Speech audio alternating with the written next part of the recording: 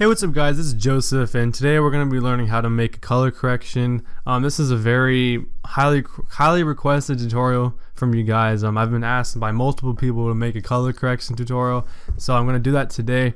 And hopefully it's a really quick one. I don't want to take too much of your time because this isn't a really complicated subject, but some people just want to see like the methods of other people and how they do it and everything like that. So I'm going to go ahead and show you like a couple of the basics. I'm not going to show you like a really complex CC. I'm just going to show you like the base of whatever I use and like some extra things that you can throw in there. Before I start, I'm going to go ahead and share with you the third-party plugins that I use for my color corrections. So if you don't have them, then you can't really follow along with this tutorial because you just don't have them. So I'm going to be using Magic Bullet Looks, which is part of the Red Giant thing, the Red Giant like plugins, I'm pretty sure. And I think Mojo is in there too, because we're going to be using Mojo too. You don't have to use Mojo, but like we're going to be making like a warm color correction, and I'm going to use Mojo to basically like clean it up and make it a bit darker, because that's just basically what I'm going to do, because I'm going to show you like everything that you could like do. So I'm going to show you how to like to make that base, and then I'm going to show you the Mojo to do like a little bit extra with color correction. So after that, we're going to be using BCC Film Glow, which is from the BCC suite, and all these things that I just named are third party and you have to buy them. So I really recommend buying them though, just so you could make a color correction like this. You don't have to have them, but in my opinion they make them look a lot better, unless you are really good with like the glow that comes with After Effects. But other than that, you should be able to follow along. It's pretty easy. I'm going to show you the basics. Right, all I have right now is this clip right here and then this black solid on the bottom. So we're going to go ahead and get started by making a new layer by pressing Control Alt Y, or going to Layer, New, Adjustment Layer, and we're going to add some unsharp masks first. So go to your Effects and Presets tab and type in unsharp, and then go ahead and drag it onto the first layer, and we're going to drag 2 on there just because. So for the first one, for the amount, put the amount at about 40 and the radius at about 30. So you see that? Oh, I accidentally put 20. You could put 20, like it really doesn't matter. And then for the second one, put the amount at about 30 and then the radius at about 140. And you see how it's like really dark right now, but we're not going to leave it like that. Press T on your keyboard to look at the opacity of the layer and put the opacity to about 15%. So now you have it. So just like click the layer off and see what it looks like. It gives you like a little bit of like a sharpen, but we're going to be adding a lot more. We're actually going to go back and add sharp later, but we're going to add on a different layer. So we're going to make a new layer. Before I go any further, when you're making the color correction, you see how it has him with the gun, or whoever the player is with the gun, and it's like kind of like a bright map, and you can see like the sky and everything in like the background. That's what you want to see for the color correction. So like say if you make a color correction and you're basing it off of someone in like a dark room, it's gonna look really weird once you get into the light, because you're gonna be making it like really bright to try to make the dark room look better, and it's gonna look really awful. So you're gonna have to end up changing it. So let's go ahead and make your color correction when you are in the light, like when the guy is in the light. It's just a little tip. You don't have to follow that, but that's what I usually do. We're going to make another layer under this layer. I'm going to go ahead and right click on this layer and just rename it to unsharp mask, so we can be a little bit more organized. So make a new layer under that.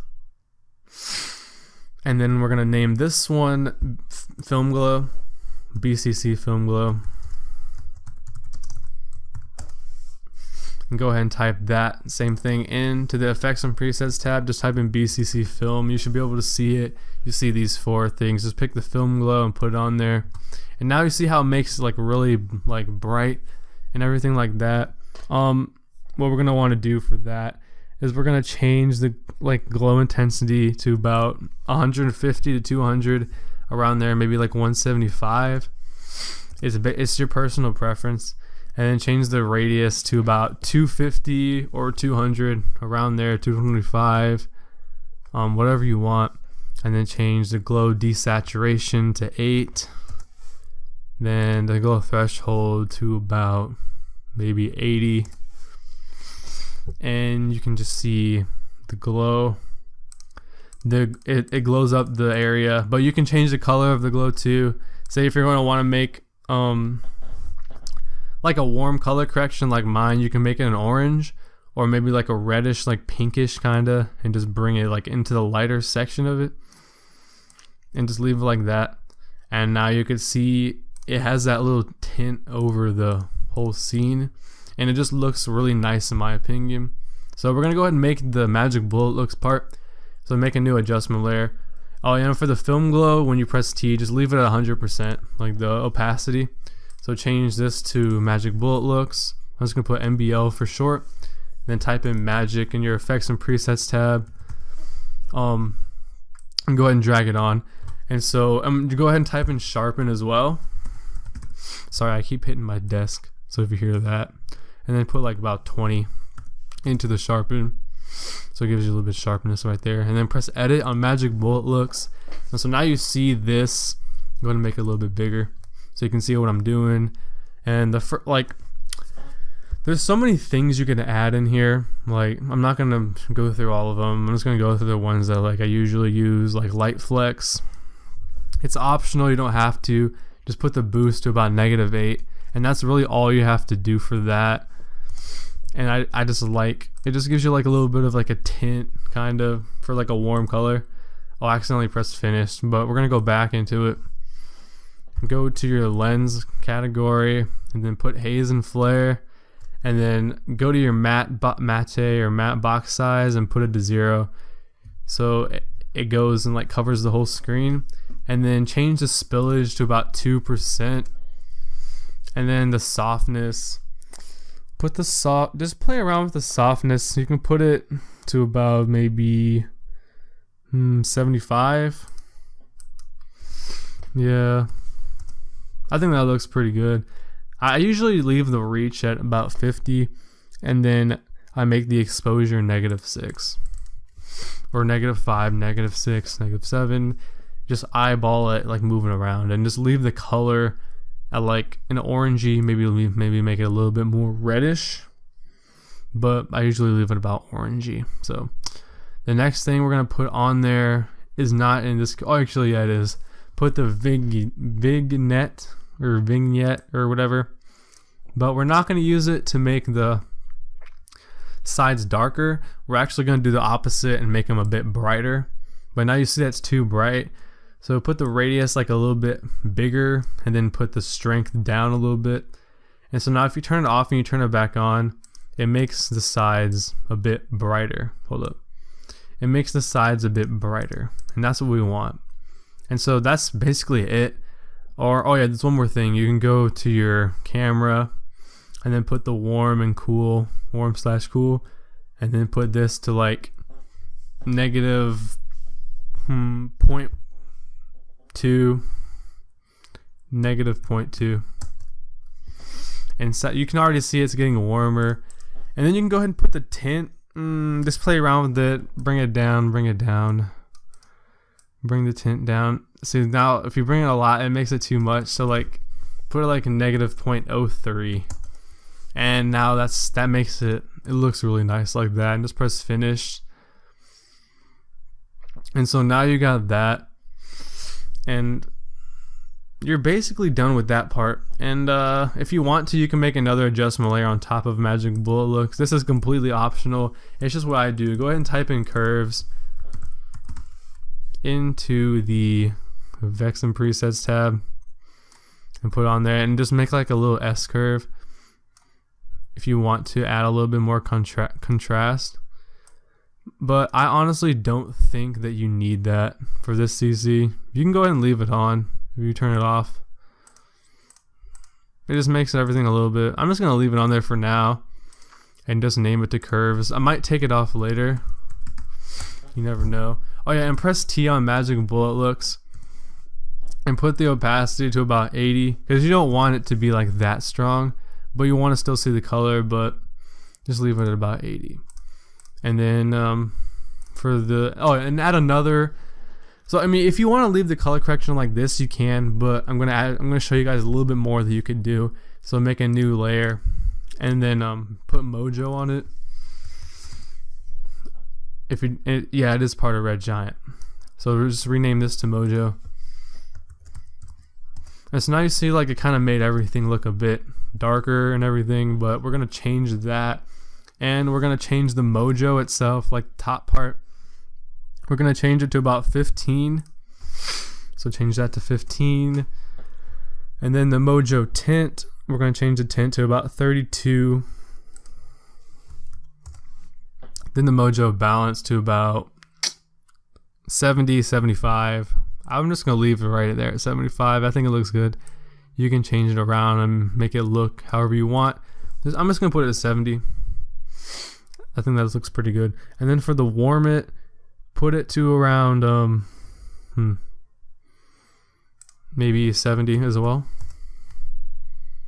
Yeah. Just play around with that warm it. And then for the punch it, put that at 80. And then put the bleach it at about hold on, I actually messed with that. Put the bleach it, put it to about 50. Yeah, I think that looks pretty good. I might put the warm it a little bit. I might put the warm it back to 75. That looks pretty good in my opinion, because you want it to look like that. And then just press T on your keyboard and put the opacity down to like 30%. See, and now if you turn the layer off, put it back on, it gives you a little bit of a color like that. And it's pretty warm in my opinion, and it looks nice, but you can always change everything. I never go with like the first color correction that I make, so this might not be what I end up going with. I might actually end up taking these curves off. I'm just gonna leave it on for now. You guys, I'm gonna have this project file in the description, and if you guys want to play around with these settings, by all means go ahead, like, because you can make it so much better. In my opinion, this isn't the best color correction, but I'm basically just showing you guys like things you could do to make your own color correction. I didn't really want to make you like the color correction for you to use. I wanted you to actually take this opportunity to learn for yourself how to make your own, because I actually struggled with that myself, and I just learned how to do it myself by watching other people make them and by playing with all like the little effects or color correction things myself, and I came up with something like this. Also, something else you could do is go to layer and add a new solid, make it black.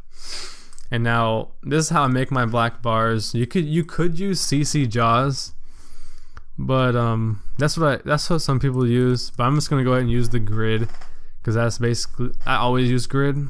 So just type in grid, and if you can't find it, it's generate grid, and put it onto the black solid. And so now you see these these white lines.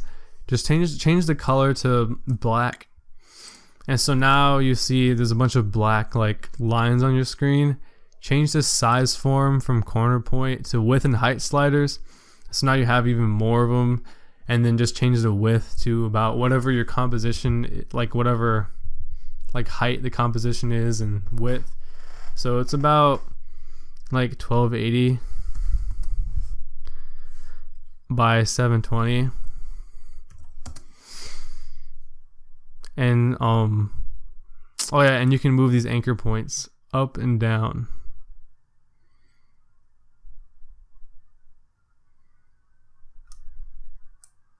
And just move that all the way to the side.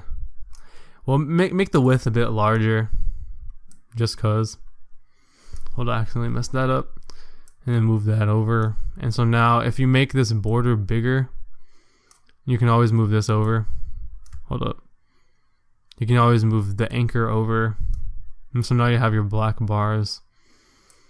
and everything like that. I think it looks pretty good in my opinion. Just to make sure, I want to see if I did this right. I haven't done this in a while, because after I did it, I saved it as a preset. I'm going to go ahead and type in my black bars for my user preset. Let's see. Close this. Yeah.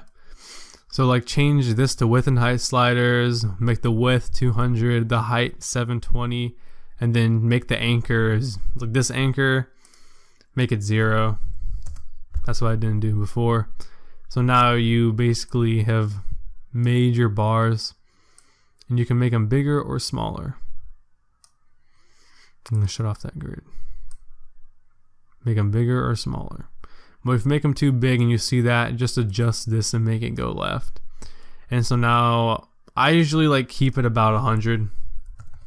And then when I go into a cinematic, I would put it to about 170 or higher depending on what kind of cinematic it is, but basically just leave it at about 100. And so now you're done with this color correction. If you guys enjoyed this video and if it helped you at all, please leave a like and a comment, and please check out Tutorial Hub. You saw the intro in the beginning of the video. It was made by Axis. It's a really sick intro, but please give your support. I can't talk. Give your support to Tutorial Hub, because there's a lot of good guys in there just trying to make the community a better place for designers, editors, hopefully motion designers pretty soon if we get some of those people in there making tutorials for us. But right now we got me, myself, Bear, and King. We're all trying, us three are trying to like make it like work right now.